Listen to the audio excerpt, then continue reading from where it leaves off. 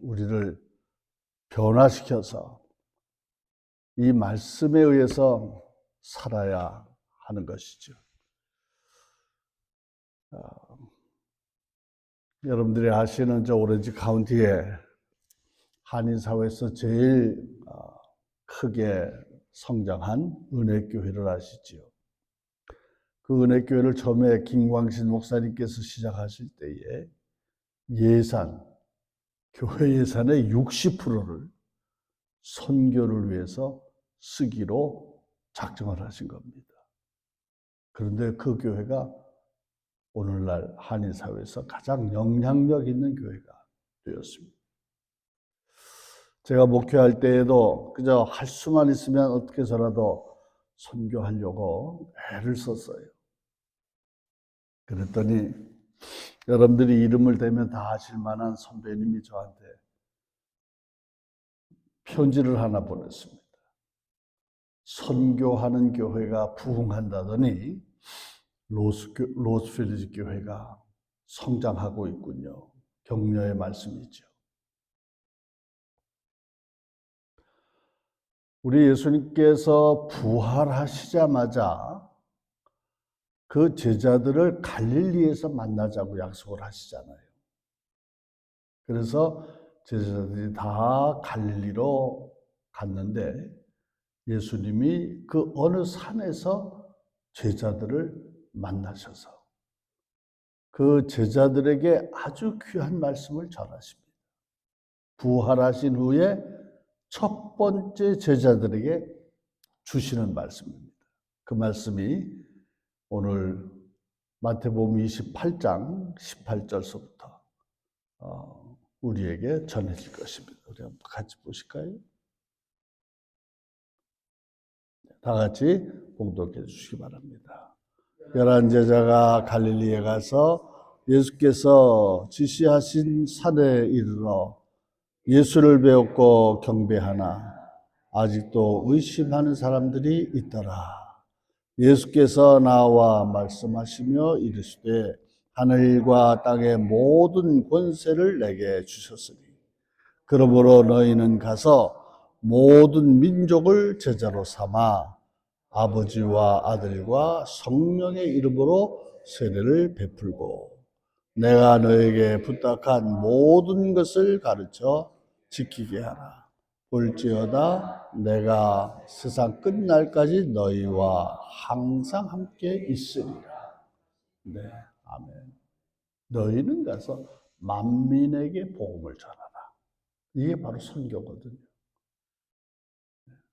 나라의 경계선을 생각하지 않고 또 환영을 하느냐 환영을 못 받느냐 상관하지 않고 미개했느냐 또는 계명했느냐 거기에 신경 쓰지 않고 만민에게 나가서 복음을 전해서 내가 너에게 가르친 것을 저희들에게도 가르쳐라. 이것이 부활하신 예수님께서 제자들에게 주신 첫 번째 말씀입니다. 그리고 주님께서 부활하시고 이 땅에서 40일 동안 활동하시다가 이제 순천하시게 돼서 이 지상에서 우리가 육성으로 들어올 수 있는 마지막 말씀을 또 제자들에게 주십니다. 이번에는 예루살렘에서 주십니다. 그것이 아까 봉독하신 말씀대로 성령이 너에게 임하시면 예루살렘과 유다와 사마리아와 다 끝까지 이르러 복음을 전하라. 또 선교에 관한 말씀을 하신 거예요. 오늘날 우리 기독교는 완전히 몰락했다. 대단히 죄송한 표현이지만 저는 몰락했다는 표현을 씁니다. 교회 건물은 있는데 성도들은 이미 다 사라지고 없어요. 유럽의 모습입니다. 그 대신 그 교회당을 교인이 없는 교회당을 이슬람 성도들이 와서 그 교회당을 사고 거기에다가 십자가를 떼고 초승달과 별을 달고 그리고 알라신을 섬기는 그런 건물이 되고 말았습니다. 미국도 급속하게 지금 그 뒤를 따라가고 있는 거예요. 그거를 항거하기 위해서 우리가 이렇게 나와 있는 거 아닙니까? 네.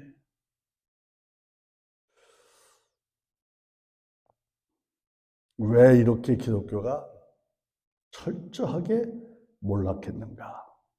원인이 있을까? 아닙니까? 원인. 제가 한번 세계 지도를 펴놓고 어디에 우리 기독교 국가가 있을까 기대하는 마음으로 살펴봤어요. 아무리 눈을 씻고 봐도 이 나라는 기독교 국가야. 제가 자신 있게 짚을 수 있는 나라가 한 나라도 없었습니다.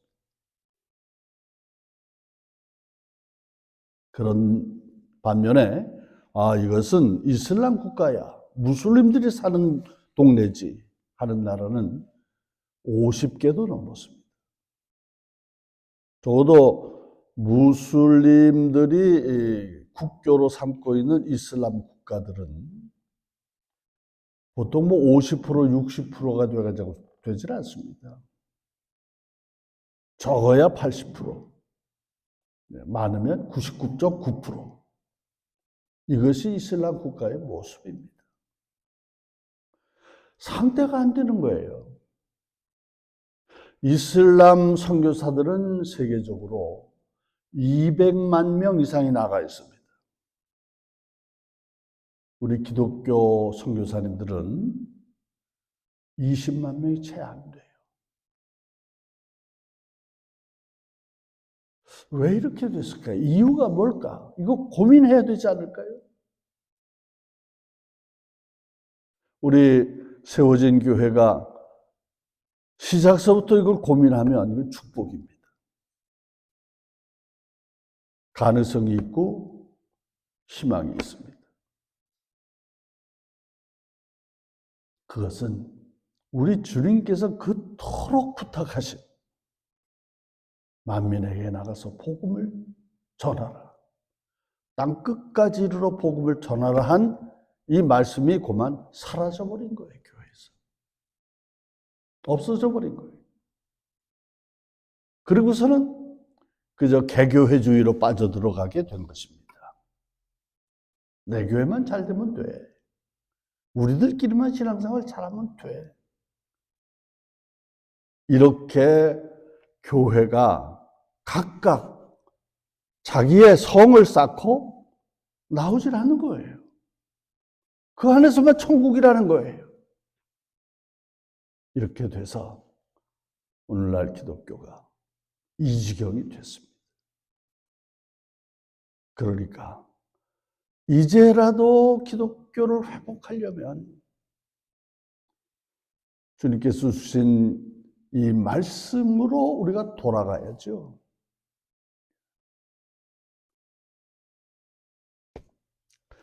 저는 목회하는 도중에 1999년도서부터 주님께서 저를 부르셨어요.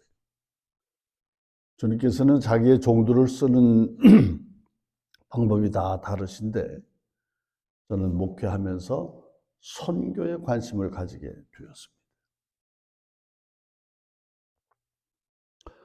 참 중국 선교가 너무 재미있는 거예요. 중국이 문화 대혁명이 끝났을 때가 1976년 이쯤이거든요.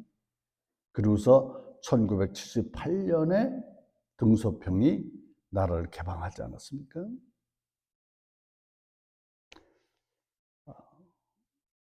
문화 대혁명 기간 동안에 모든 교회가 문을 닫고 목회자들을 잡아 가두고 죽이고 갖다 때리고 그래가지고 기독교인들뿐만 아니라 모든 종교인들이 다 사라졌는데 약 20만 명 정도가 그래도 살아남아 있었던 것입니다. 그리고 그들이 교회를 지켰습니다. 그리고 나서 한 30, 40년 흘렀을 때 중국 교회가 어떻게 변화됐는지 아세요? 그 중국은 정부 기관 조직 중에 종교부라는 게 있습니다. 종교부장은 종교부 장관이나 똑같아요.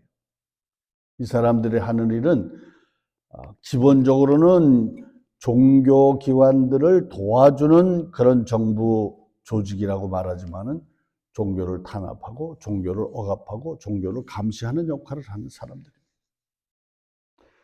중국의 모든 지방 단위에서도 다 이 종교부장이 있는 거예요.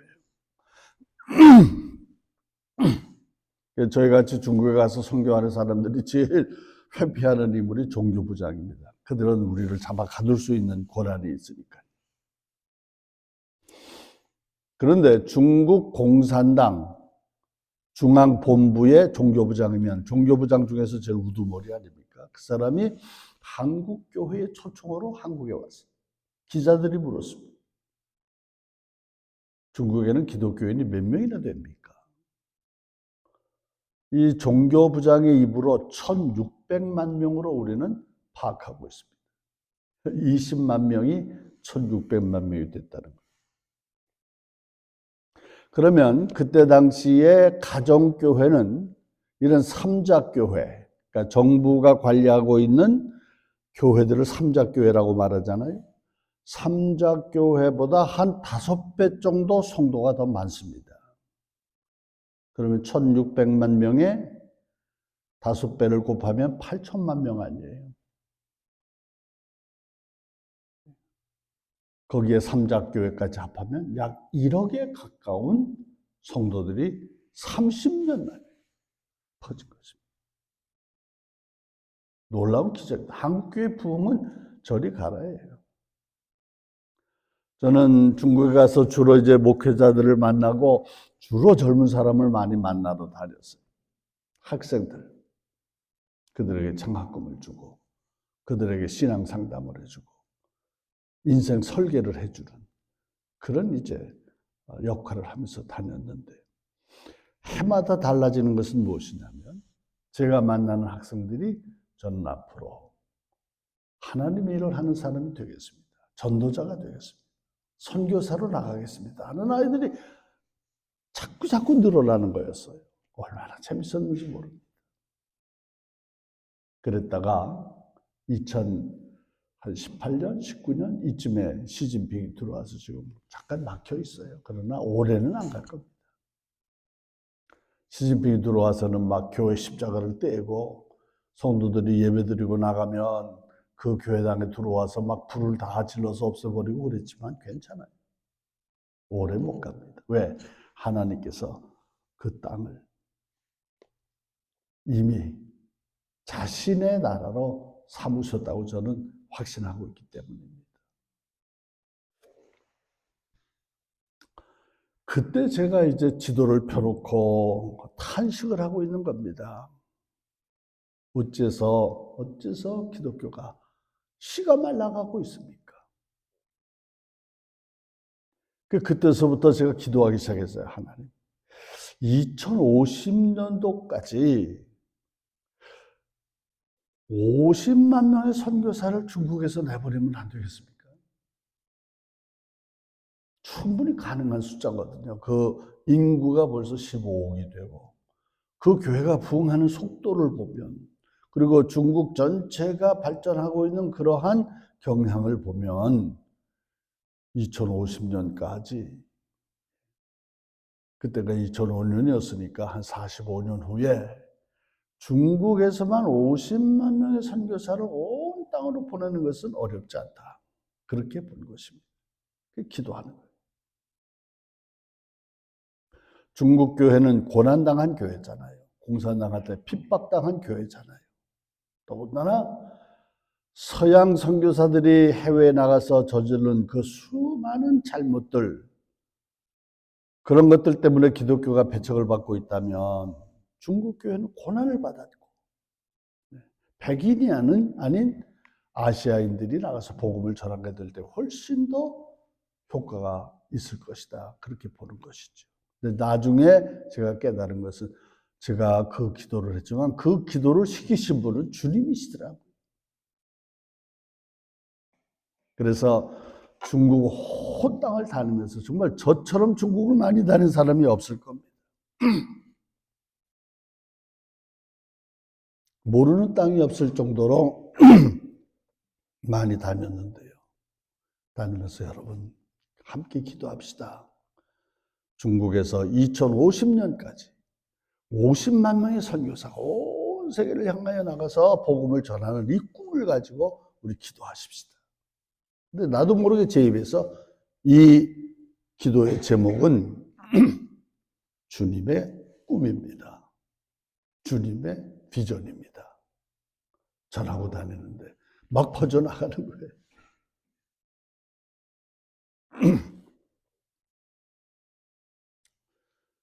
그렇게 해서 지금은 막혀있지만 곧 열리리라고 믿고 있고요. 중국 교회가 큰 역할을 주님 오시기 전에 담당하게 될 것이다. 저는 그 믿음을 아직도 가지고 있는 거예요. 그러다가 이제 젊은 목사님들이 아니 목사님 혼자 그러고 다니다가 목사님 어떻게 되면 이 비전 50 자체가 없어질 수 있으니까 우리 조직을 하나 만듭시다. 자꾸 조르는 거예요. 나는 조직의 힘을 믿지 않는 사람인데요. 그래도 자꾸 하자는 거예요. 그래서 비전 50이라는 선교회가 만들어졌고 지금은 그것이 온 땅에 퍼지고 있습니다. 저 사우스 아메리카에서부터 아프리카에서부터 아시아에 이르기까지 그리고 중남미에 이르기까지 지금 이 예수님의 꿈 2050년까지 50만 명의 선교사를 온 땅에 내보내는 그래서 다시 하나님의 나라가 회복되어지는 이 꿈이 지금도 쉬지 않고 퍼져나가고 있습니다. 이것을 오늘 기도 부탁드리려고 오늘 이 자리에 선 것입니다. 선교는 세 가지가 있다 그러잖아요. 하나는 기도요. 하나는 물질이요. 하나는 직접 가는 것이요.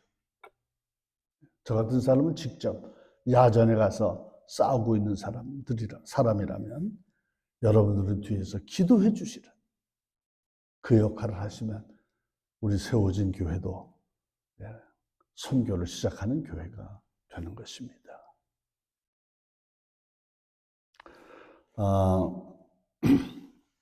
벌써 시간이 많이 갔네요. 우리 잠깐 화면을 보면서 함께 무엇을 위해서 기도할 것인지 여러분들이 보시기를 바랍니다. 고맙습니다. 다음. 네, 그 다음. 네, 비전 오시면 예수님의 비전입니다. 주님께서 이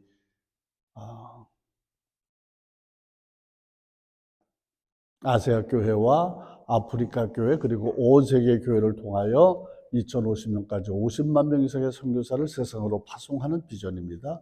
우리 주님께서는 이 비전 50을 통하여 이 세상에서 하나님의 나라를 회복하실 것입니다. 이게 꿈이에요. 우리도 세워진 교회도 이 꿈을 함께 공유하시면 좋겠습니다. 다음. 네, 지금 아프리카, 아시아 이런 나라들에게서 비전 50이 이루어지고 있습니다. 네, 그 다음. 네, 사역 내용이 좀 작아서 잘 안 보일 텐데 제일 중요한 사역은 금년서부터요. 목회자들에게 성경 쓰기 운동을 벌이고 있는 것입니다.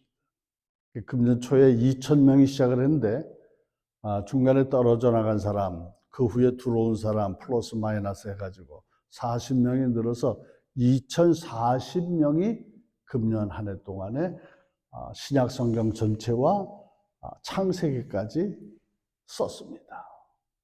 물론 이것을 쓰는 분들에게 우리가 300불씩 장학금을 드렸습니다만은 돈이 문제가 아니라 성경을 쓰고 나니까 달라지는 거예요. 우리 세워진 교회 교인들도 성경을 한번 써보세요. 어떤 변화가 오는지. 그 다음에 장학사역은 네, 30 제가 잘 안 보여요.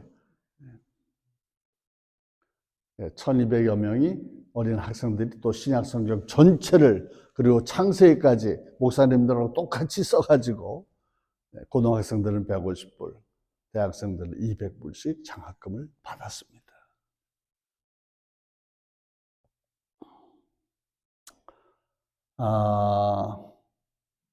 그 다음에 뭐 학교를 세우는 일, 그 다음에 학교 없는 마을에는 교실을 만들어서 또 학생들을 가르치는 일, 그 다음에 양식을 구제하는 일.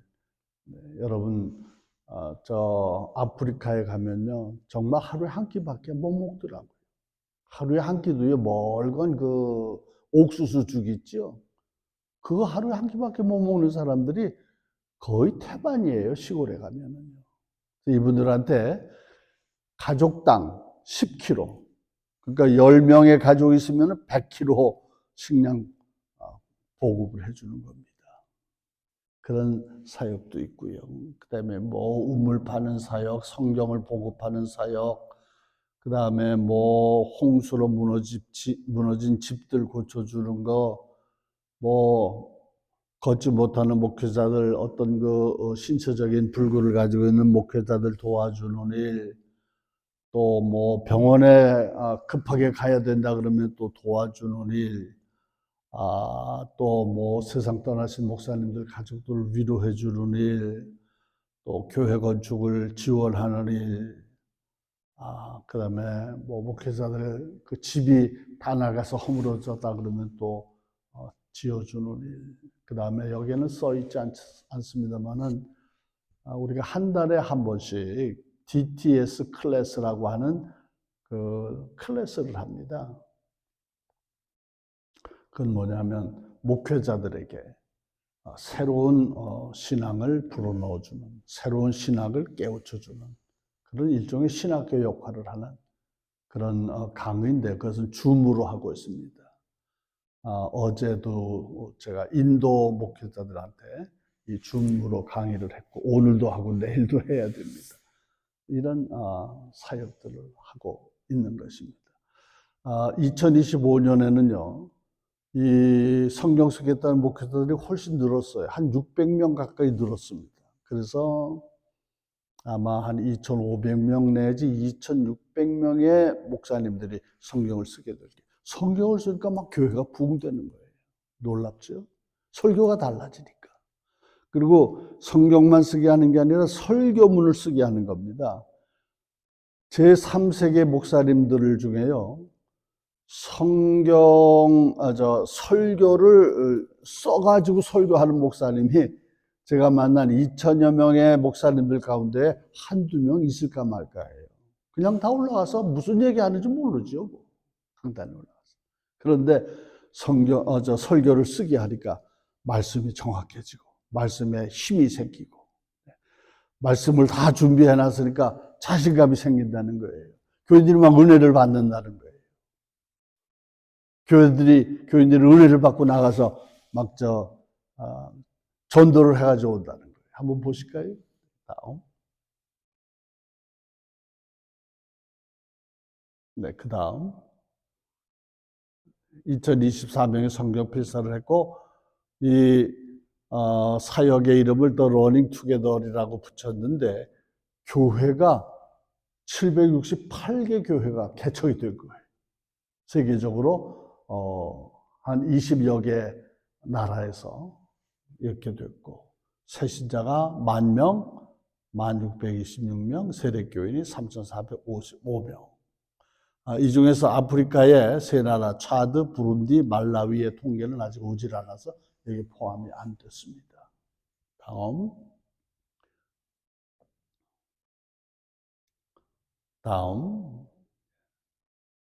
부룬디, 말라위, 차드, 이런 그 아프리카의 나라들이 나와 있네요. 네, 그 다음. 네, 잠비아 목회자들에게 지금 말씀을 전하고 있습니다. 다음. 학생들입니다. 학부형들과 함께. 다음. 잠비아에서 구제 사역을 하고 있는 거예요. 지금 교인들이 식량을 받아놓고 좀 앞에 이렇게 놓고 사진을 찍었네요. 그 다음 부룬디는 세계에서 제일 가난한 나라입니다. 거기에서 지금 목회자들을 상대로 세미나를 하고 있습니다. 다음. 이렇게 세미나를 할 때 제일 어려운 지역이 북아프리카입니다. 북아프리카는 영어가 안 통해요. 거기는 불어가 통하는 곳이기 때문에 그 통역을 찾기가 매우 어려웠습니다. 예, 여기서도 구제 사역을 하고 있고요. 다음. 네. 목회자들에게 성경을 잘 써가지고 왔다고 해서 장학금들을 드렸죠. 이건 태국입니다. 네. 다음. 네. 다음. 파키스탄의 그 리더들이 모여 있습니다. 저희가 파키스탄에 갈 수가 없어요. 왜냐하면 파키스탄하고 인도는 서로 적대국이기 때문에 전쟁을 여러 번 했거든요. 서로 핵무기를 가지고 우르렁거리고 있는 나라이기 때문에 우리가 만일 파키스탄에 들어가면 인도해를 못 들어가요. 그래서 이제 인도해를 못 들어가는 대신에 인도의 지도자들만 따로 태국으로 불러서 지금 세미나를 하고 비전 오심 사역을 지금 강의하고 있는 그런 모습입니다. 네. 다음. 네. 다음. 인도는 18개 주가 있는데 18개 주 중에서 10개 주가 지금 우선 우리들이 관리하고 있는 지역이고요. 나머지 8개 지역도 이제 우리가 찾아가서 거기에서도 우리가 사역을 할 텐데 10개 주 중에서 타미날두라고 하는 그 지역입니다. 그 지역에서 지금 사역을 하고 있어요. 이상하게 그 타미날두라는 지역에 가니까요. 아이들이 자기 아버지 부를 때 아빠 그래요. 엄마 부를 때도 엄마 그래요. 그리고 그 가지고 노는 그 공기라든지 유시라든지 이런 게 우리하고 똑같아요. 왜 그런지 모르겠어요. 어떤 언어학자가 연구해 보니까 타미날두 지역의 언어와 한국어에 같거나 유사한 언어가 3,000개가 넘는데요. 그런 지역입니다. 대단한 지역인데 왜 그런지 모르겠어요. 그 다음 인도입니다. 네, 인도 장학사역 학생들과 학부형들. 그 다음 네팔. 저 뒤에 보이는 게 뭔지 아시죠? 히말라야입니다. 히말라야가 이 육지에서는 잘 안 보여요. 이제 그 매연이나 뭐 이런 것 때문에. 근데 비행기를 타고 여행을 이제 다른 지역으로 옮기다 보니까 높이 올라간 비행기 안에서는 저 히말라야가 그렇게 잘 보일 수가 없는 거예요. 그래서 아주 저 히말라 구경을 잘 했습니다. 그 다음, 네, 네팔에서, 네, 그 다음, 네팔입니다. 다음, 네, 다시 네팔입니다. 다음, 네, 다음, 네, 여기까지입니다. 네. 그래서 오늘 아침에는 네, 특별히 우리 세워진 교회가 부흥할 수 있는 빠른 길이 하나 있어요. 네. 그 첩경이라 그러죠. 네. 지름길이 하나 있어요. 그래서 선교에 우리 교회에 포커싱을 하는 겁니다. 네. 기도하고 또 기도만 할 뿐만 아니라 또 이렇게 저렇게 어떻게 해서라도 선교를 돕고 그러다 보면 하나님이 여러분들을 보시게 될 줄로 믿습니다. 네. 선교를 위해서 기도 부탁드리겠습니다. 저도 여러분들을 위해서 기도하겠습니다. 기도하십시다. 아버지 하나님, 우리 사랑하는 성도들과 함께 우리 주님의 간절하신 부탁, 만민에게 나가서 복음을 전해라. 땅끝까지 이르러 복음을 전하라 하신 말씀, 우리가 다시 되찾기를 원합니다. 이 말씀 안에서 우리가 주님을 따라가기를 원합니다.